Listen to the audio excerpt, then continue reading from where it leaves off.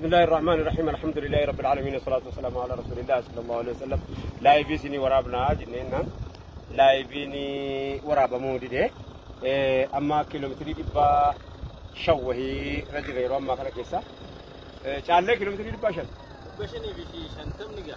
دبشني في شنتم كنا نقينيا نانو سوف مار gammoojjii hama gammoojjii kun olaal mukti sin agartan kuni mukti sin agartan kuni yoo sin akkana laaltan jiidhaadha garuu ibidda qabat dhaddacha kana ijoollee mana hidhaan beekteera caalaan mana hidhaa keessatti ziwaayii fi warri huursatti hidhame hin beeka dhaddacha bobeeffanneetti waa bilcheeffanna dhaddacha jedhanii muka kana mukti dhaddachaa kuni akka gaaza qaba ofuma isaatiif iyyuu gaazii xiqqoosii ibiddaan wal qabee jennaan ofii boba wanni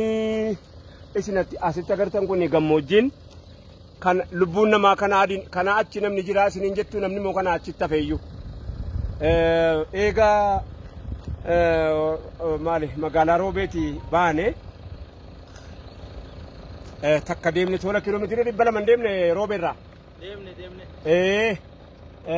tola kiiloomeetira 600 jechuudha akka saanan roobee 400 waan ta'eef daawwattoota keenya kabajamoo ergaan nuti qabnu amma amaanaa geessaa jirra amaanaa geessuu kana keessatti kaleessa baane ammallee karaa jirra bakkaan hin geenye wanni isin jechuu barbaannu gara fuulduraatti har'a bootteedha kan nuti bitannee dhufne boottee wanni nuti binnee fi bishaan naannoo tokko ba'u naannoo tokkitti malee akkuma beekamu naannoo 5 daawwee sarar daawwee qaachinaa akkasumas beeltu akkasumas raayitu gammoojjii madda walaabuu kana keessatti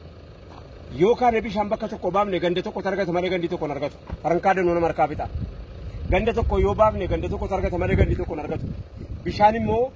karaa dheeraa deemamee guyyaa guutuufaa deemamee waraabbatama kana innaan gara fuulduraatti wanni nuti goonu bi'iznillaahi ta'aalaa namni hawaasa bal'aa qabu gaawwama dhaammata wanni nuti gochuu dandeenya jennee yaannu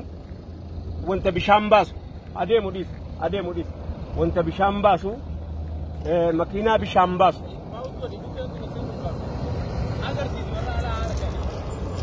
rakkoon qabu agarsiisu akkasuma jirraa gadhu agarsiisu hayyee galatoomaa rakkoon qabu deema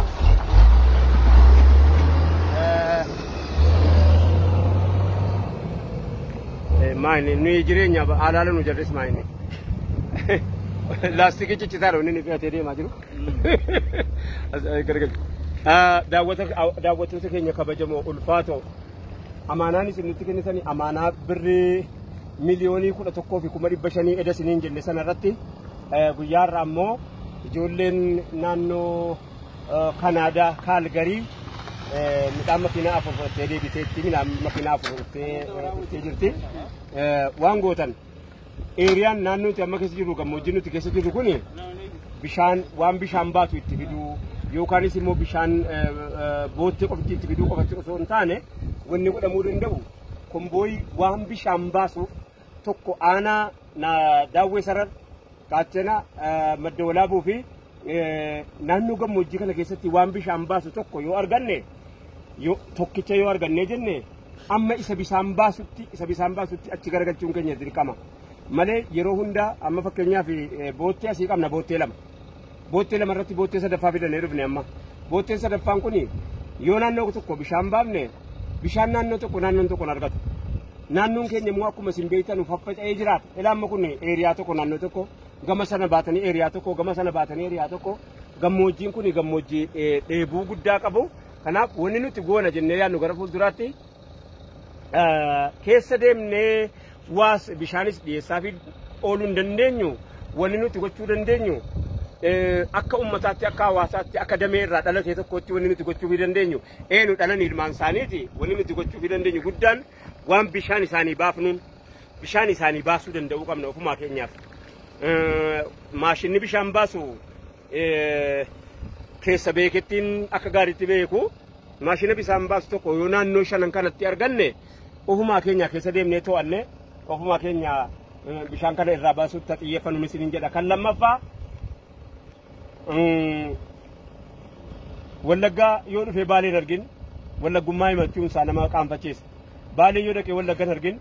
baalummaa himachuun sawaa tokkotti namaan qabu naannoo keetii ganda kan kee haalirraa dhalatte hidda keetii lafa keetii lafee keetii keessa deemii ilaali jechuun laamad jimma yoo dhufee kanan argin baalee yoo dhufee dhaqee jimman argin ilubbaa boor yoo inni dhufee kun